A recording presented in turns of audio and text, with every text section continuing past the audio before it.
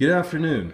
My name is Alexander, and today I'm going to compare the Canon SX280, which we have on the left, to the newly released Canon SX700. The main difference between the two cameras is the SX280 has a 20 times optical zoom.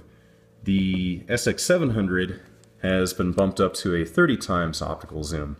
They both have the same advanced Digic 6 processor, so you get a lot of processing power out of these cameras. And one of the biggest advantages of that is you can record in 1080p by 60 frames per second.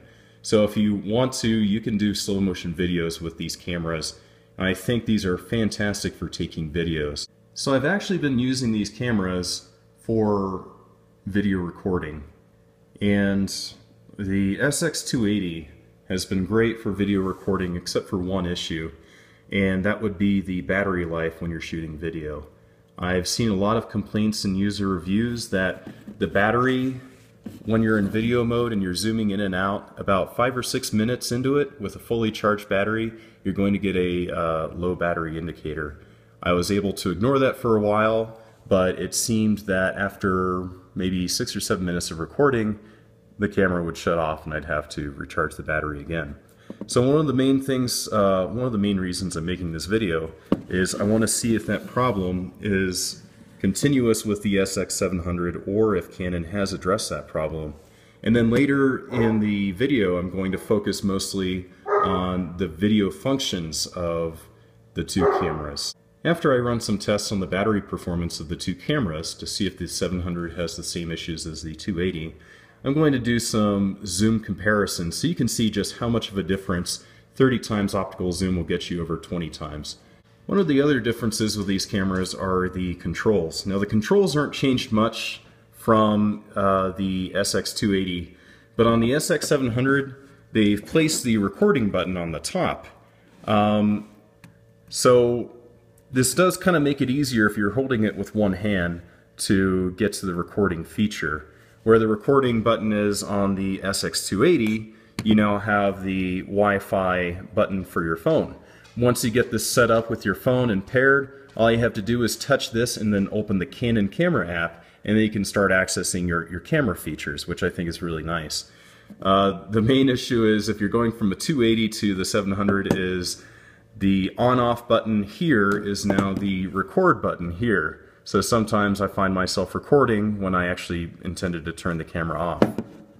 But overall, I think it's a decision that makes it more user-friendly if you're recording a lot of video like myself. Another improvement on the SX700 would be the display.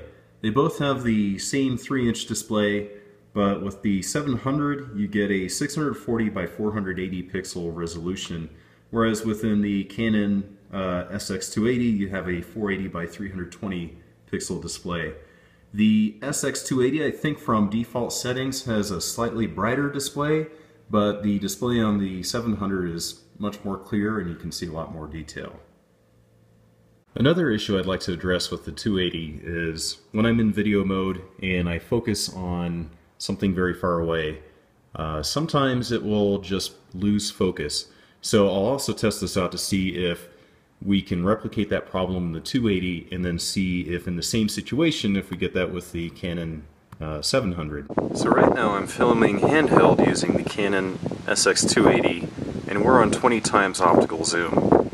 You can see the sign on the trail up ahead and it says copper.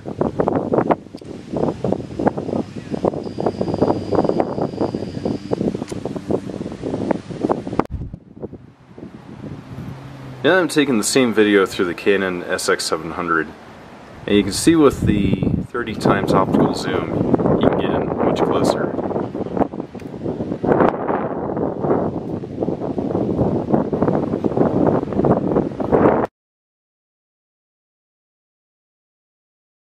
Now I'm using the 280 to see if we can create the problem with focusing on a long-range object.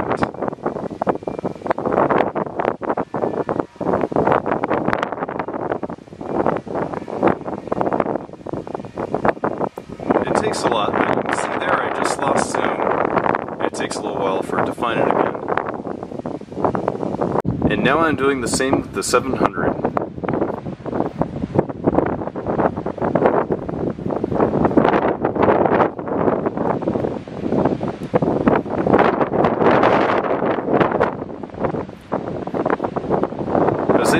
replicate the problem, but I have to try a lot harder to do so. And it finds its focus much faster than with the 280. So overall in my testing, I was able to replicate the problem with the 280 camera, where if I was running video for 5 or 6 minutes and using the zoom, turning it off and on, sure enough I would get the low battery indicator on the 280. I did the same with the Canon 700. I was turning it off and on, I was zooming in and out and recording lots of video. I didn't come across the low battery indicator until about 30 minutes of shooting a video, which is very impressive. So indeed, Canon has made a great stride in improving that error that was with the 280. I also did testing on the focus issues between the two cameras. I was able to replicate the problem that we had in the 280 with the 700, whereas if you're focusing on something far away, sometimes you would lose focus if it had nothing to really hone in on. However, with the 700, it was harder to replicate that issue. So I'd say that Canon has made a lot of improvements over the 280 with the 700. In conclusion, either way, you're going to get a great video camera if you're buying these cameras for the video. With the 280, it records 1080p by 60. It has a 20 times optical zoom that's stabilized. You can make some really incredible videos with this. The battery issue is a headache, but it's not a showstopper. Right now, you can actually pick one of these cameras up, the 280, for I think $190, $180. So it's incredible value. You get a very powerful video camera for the money that you're spending.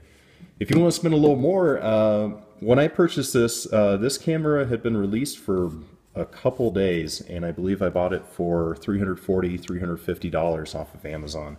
So it's much more than the 280, but you get so much more for it. If you shoot longer videos, and if you're constantly using your camera over and over again, and you're buying this because you're serious about making videos, the 700 is definitely the way to go. I'm very happy that they fixed a lot of the issues with the 280 in regards to the battery life, and the 30 times optical zoom is phenomenal.